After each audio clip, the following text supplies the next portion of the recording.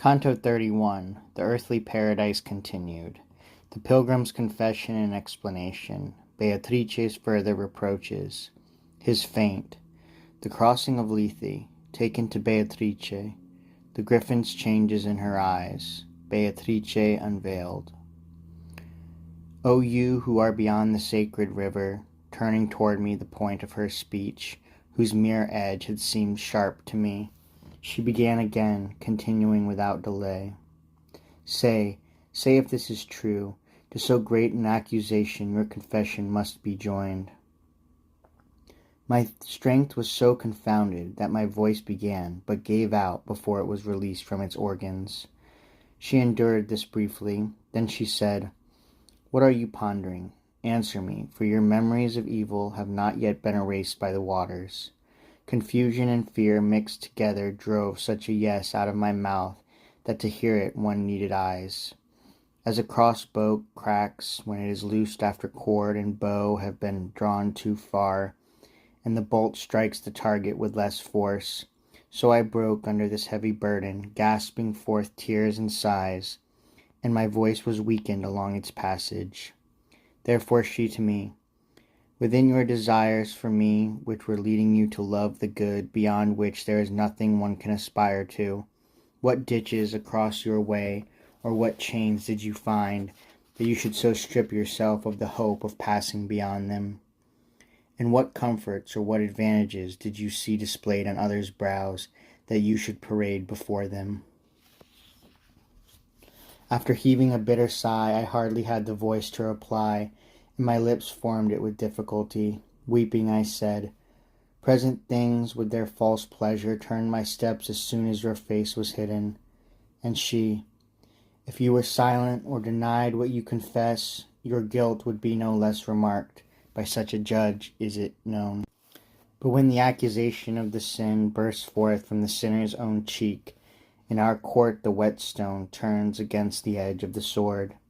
Still, so that you may now bear the shame of your error, and so that another time, hearing the sirens, you may be stronger, lay aside the seat of weeping, and listen. You will hear how the burial of my flesh should have turned you in the contrary direction. Never did nature or art present to you such beauty as did the lovely members in which I was enclosed, and now they are scattered in earth.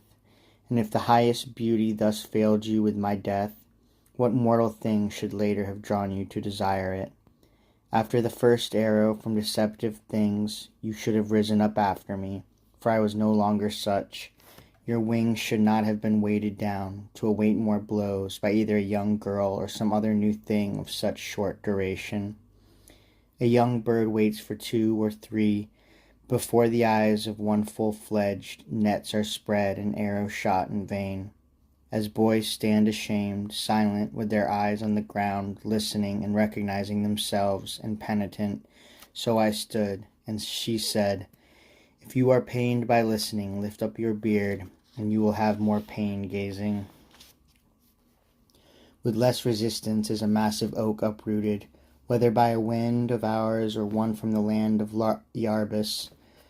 Then was my chin raised at her command, and when she referred to my face by my beard, I knew well the venom in the point. And when I lifted my face, my eye perceived that those first creatures had ceased their scattering of flowers, and my eye, still unsure, saw Beatrice turn toward the beast that is but one person in 2 natures. Under her veil and beyond the river she seemed to me to surpass her former self more than she surpassed other women here when she was here. The nettle of repentance so pricked me then that whatever other thing had most turned me toward its love now became most hateful to me. So much recognition bit my heart that I fell overcome, and what I then became she knows, who was the cause. Then, when my heart gave me back my external powers, the lady whom I had found alone I saw above me, and she was saying, "Hold me, hold me." She had drawn me into the river up to my throat, and, pulling me after her, she was walking on the water as light as a little boat. When I drew near the blessed shore, a Asparagus May was heard so sweetly that I cannot remember, let alone write it. The beautiful lady opened her arms, embraced my head, and submerged me, so that I had to swallow some of the water.